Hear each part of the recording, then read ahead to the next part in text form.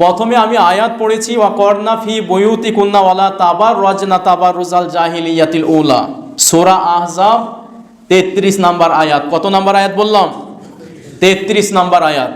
উক্ত আয়াতের মধ্যে আল্লাহ তাবারক ওয়া তাআলা বলেন যে হে মহিলারা, তোমরা জাহেলি যুগের মহিলাদের মতো রূপ সৌন্দর্যতা প্রকাশ করে ঘুরে বেড়িও না। বাজার ঘাটে, পথে, রাস্তায়, যে কোনো জায়গায় জাহেলি যুগের মেয়েদের মতো বেপর্দায়, পর্দাহীনতার সঙ্গে ঘুরে বেড়িও না। রূপ সৌন্দর্যতা প্রকাশ করে ঘুরে বেড়িও না।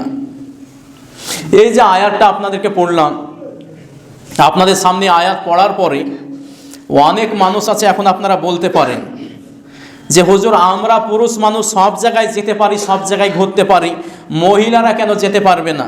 প্রশ্ন আছে না নাই? এই কথা বলছেন না কেন? পুরুষরা যদি সব জায়গায় যেতে পারে, তাহলে মহিলারাও তো বলবে যে তোমরা গেলে আমরা কেন যাব না? প্রশ্ন আছে না? ভালো করে শুনে নিন। মহিলারা যখন স্কুলে যাবে, কলেজে যাবে, ইউনিভার্সিটিতে যাবে, প্রাইভেট পড়তে যাবে, ব্যবসা বাণিজ্যে যাবে, যে কোনো জায়গায় যাক, কোনো বাধা নাই। ইসলাম কাউকে বাধা দেয়নি, যেতে পারে। তবে শর্ত হলো পর্দা মেনটেন করে। কি বললাম বাবা? পর্দা মেনটেন করে যেতে হবে। এখানে তো আয়াতে তো বলা হয়নি যে তোমরা একেবারে যেতে পারবে না, বরং পর্দাহীনতার সঙ্গে যেতে পারবে না, পর্দা করে যেতে পারো। বলুন আলহামদুলিল্লাহ। এখন আমাদের সমাজের যে সমস্ত মা ও বোনেরা আছে, যখন কোনো স্কুলে যায়, কলেজে যায়, ইউনিভার্সিটিতে যায়, শিক্ষকের কাছে টিউশনে পড়তে যায়, পর্দা করে যায়? পর্দা করে না। কিছু নামধারী আলেম আছে আমাদের সমাজে, তাদেরকে যদি জিজ্ঞেস করা হয় যে হুজুর, মহিলাদের পর্দা কোথায় থেকে কোন পর্যন্ত, তো ওরা বলবে মাথা থেকে নিয়ে পা পর্যন্ত পুরোটাই ঢাকতে হবে, কিন্তু কিছু জায়গা বাকি। তো কি? 2 হাত খোলা রাখতে পারবে, মুখ খোলা রাখতে পারবে, পা খোলা রাখতে পারবে, কি খোলা রাখতে পারবে, ইত্যাদি ইত্যাদি বলে দেবে। এই আছে না নাই? কি বলছেন আপনারা বলুন? আমি আপনাকে বলে দিচ্ছি, মুখ খুলে রাখা একেবারে নাজায়েজ, হারাম। কোনো মহিলা বোরখা পরলো, সারা অঙ্গ প্রত্যঙ্গ ঢেকে নিল, কিন্তু মুখমণ্ডলটা ধরুন যে ঢাকলো না, তাহলে ওর শরীরটা ঢেকে কি লাভ হলো? একটা মেয়ের তো মেন আকর্ষণের জায়গায় তো চেহারাটা। কি বলছেন? কথা সঠিক না ঠিক? আপনারা বলুন। যখন কোনো ছেলে কোনো মেয়েকে প্রেম করে, ভালোবাসে, ওর হাত পা দেখে ভালোবাসে না চেহারা দেখে ভালোবাসে? আপনারা বলুন। কি গো, রাগ করলেন নাকি আপনারা? সমাজে এগুলো চলছে না? উদাহরণ দেওয়ার জন্য আপনারা অনেকে রাগ করতে পারেন, কিন্তু এটা আমাকে বলতে হলো, যদিও এটা আমার বলা উচিত হলো না। নিজেকে আমাকে লজ্জা লাগছে, কিন্তু সমাজ এত নিচে নেমে গেছে যে আমাকে নিচে নামতে হচ্ছে। সুতরাং মুখ ঢেকে রাখা একেবারে অবশ্যই জরুরি। মুখ ঢাকতে হবে। পর্দা করলেন, মুখ খোলা রেখে দিলেন, কোনো কাজ হলো না। বিশ্বনবী সাল্লাল্লাহু আলাইহি ওয়াসাল্লাম বলেছেন যে আল মারআতু আওরাতুন, মহিলারা মাথা থেকে নিয়ে পা পর্যন্ত পুরোটাই পর্দার অন্তর্ভুক্ত। কি বললাম? মহিলারা মাথা থেকে নিয়ে পা পর্যন্ত পুরোটাই পর্দার অন্তর্ভুক্ত। ফাইদা খরাজাত, যখনই পর্দাহীনতার সঙ্গে চলবে, ইস্তাশরাফাহা শয়তান, শয়তান তাদেরকে মানুষের সম্মুখে এমনভাবে উপস্থাপন করবে যে পুরুষরা তার দিকে আকৃষ্ট হতে থাকবে। হয় কি হয় না আপনারা বলুন? কোনো একটা মহিলা যদি বোরখা পরে, ভালো করে মেকআপ করে, ওড়না পরে নিজেকে ঢেকে নিয়ে চলে, ওই মহিলাটাকে দেখে একটা বেগানা পুরুষের যতটা না আকৃষ্টতা জাগে, তার চেয়ে বেশি একটা পুরুষ আকৃষ্ট হয় একটা মেয়ে তার চেহারা খুলে দিয়ে চললে। কথা সঠিক না ঠিক? আপনারা বলুন। এজন্যে এগুলো আমাদেরকে মাথায় নিতে হবে। এখন আর এক শ্রেণীর আলেম আছে, তিনারা জলসায়, অনুষ্ঠানে, মিলাদে, দোয়ার মজলিসে, সব জায়গায় শুধু যে সমস্ত বেপর্দা মহিলারা ঘুরে বেড়ায় তাদেরকেই ঘুরে ফিরে ধরুন যে চাপ সৃষ্টি করে। আছে না নাই? যে বেপর্দায় চলা যাবে না, পর্দা করতে হবে। তোমরা কেন পর্দা করবে না? পর্দা করা ইসলামের একটা গুরুত্বপূর্ণ বিধান। বলে কি বলে না? কিন্তু এর কারণে কি শুধু মহিলারাই দায়ী না আমরা পুরুষরাও দায়ী? কি বলছেন আপনারা? তাহলে শুধু মহিলাদেরকে খারাপ বললে সমাজ পরিবর্তন হবে? আমি ভালো করে বলে দিচ্ছি, শুনে নিন। কোনো আলেম যদি কিয়ামতের সকাল পর্যন্ত পর্দার পক্ষে বক্তব্য দিয়ে দিয়ে মুখে ফেনা উঠে পড়ে আর পুরুষদেরকে যদি কিছু না বলে, কোশ্চিনকালেও সেই সমাজ পরিবর্তন হওয়া সম্ভব নয়। যেহেতু এখানে পুরুষদের একটা দোষ আছে, পুরুষদেরও একটা ত্রুটি আছে, সে ত্রুটি বলবো না ইনশাআল্লাহ। শোনেন, বিশ্বনবী সাল্লাল্লাহু আলাইহি ওয়াসাল্লাম বলেছেন, সালাসাতুন লা ইয়াদখুলুল জান্নাহ, 3 শ্রেণীর মানুষ কিন্তু জান্নাতে যাবে না। কয় শ্রেণীর মানুষ বললাম? 3 শ্রেণীর মানুষ জান্নাতে যাবে না।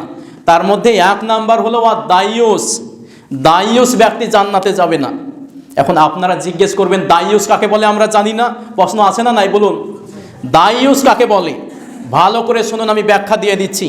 ইবনে হাজার আসকালানী রহমাতুল্লাহ আলাইহি বুখারী শরীফের সর্বপ্রথম যিনি সারা লিখেছেন, বুখারী শরীফের এই পৃথিবীর বুকে সর্বপ্রথম যিনি ব্যাখ্যা গ্রন্থ লিখেছিলেন, তিনি বলছেন এই হাদিসের ব্যাখ্যা করতে গিয়ে যে দাইয়ুস বলা হয় ওই সমস্ত পুরুষকে, ওই বাবাকে, ওই স্বামীকে, যেই স্বামী, যেই বাবা, যে পুরুষ তার পরিবারের মা, বোন, স্ত্রী, সন্তান, কন্যা, মেয়েদেরকে কি করে না, পর্দার ব্যাপারে কোনো চাপ সৃষ্টি করে না।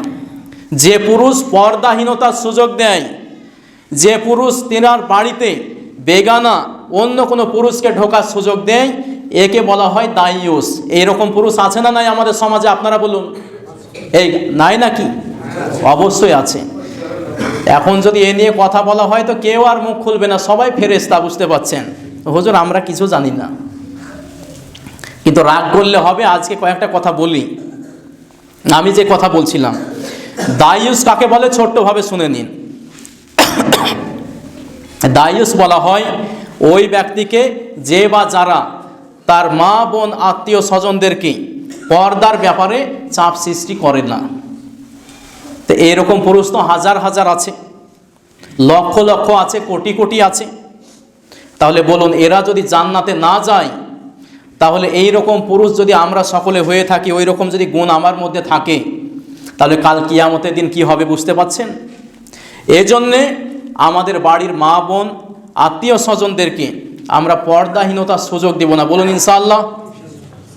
আর এক শ্রেণীর মানুষ আছে, দেখবেন বাড়িতে পর পুরুষদেরকে আসার সুযোগ করে দেয়, আছে না নাই?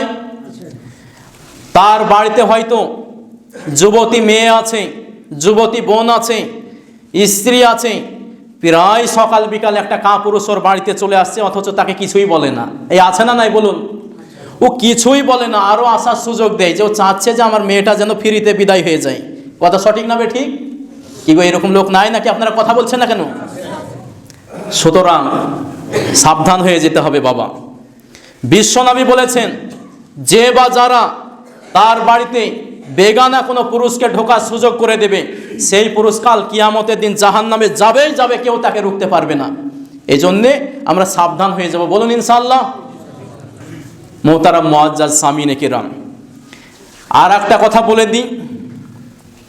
2 নম্বরে বিশ্বনবী বলেছেন যে ওই ব্যক্তি জান্নাতে যাবে না, ওয়া রিজলাতু মিনান নিসা, যে মহিলা পুরুষের বেশধারী মহিলা। এরকম মহিলা আমাদের সমাজে আছে না নাই?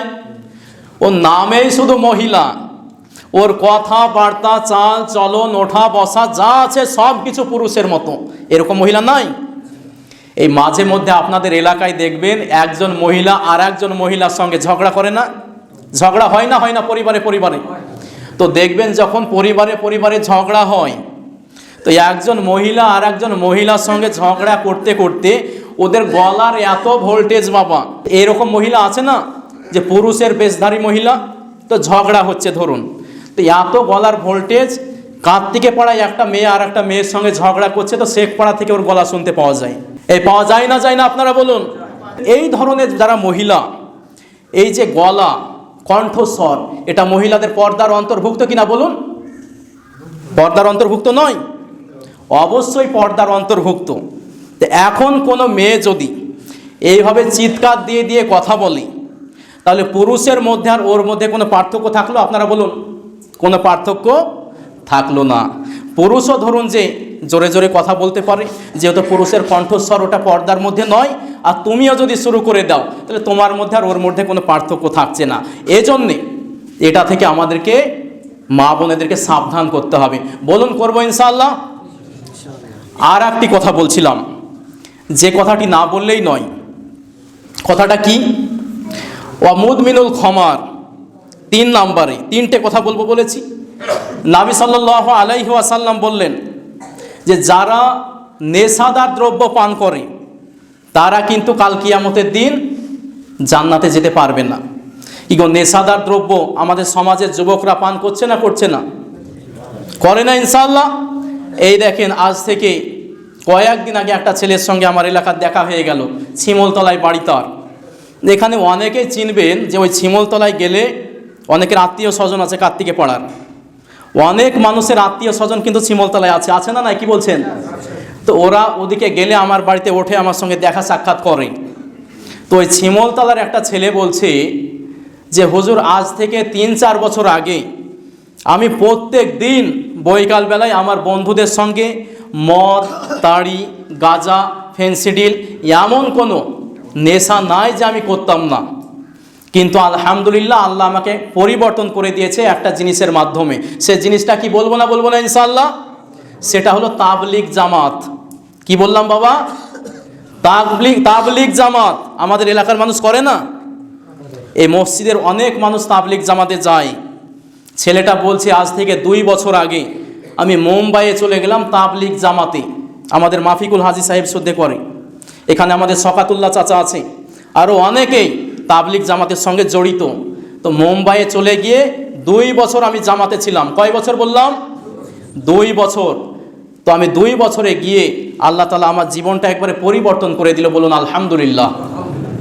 আমি নেশাদার দ্রব্য তো ছেড়ে দিলাম, তার সঙ্গে সঙ্গে দাড়ি রেখে দিলাম, পাঞ্জাবি পরে নিলাম, পাজামা পরে নিলাম, এখন 5 ওয়াক্ত নামাজ শুরু করে দিয়েছি।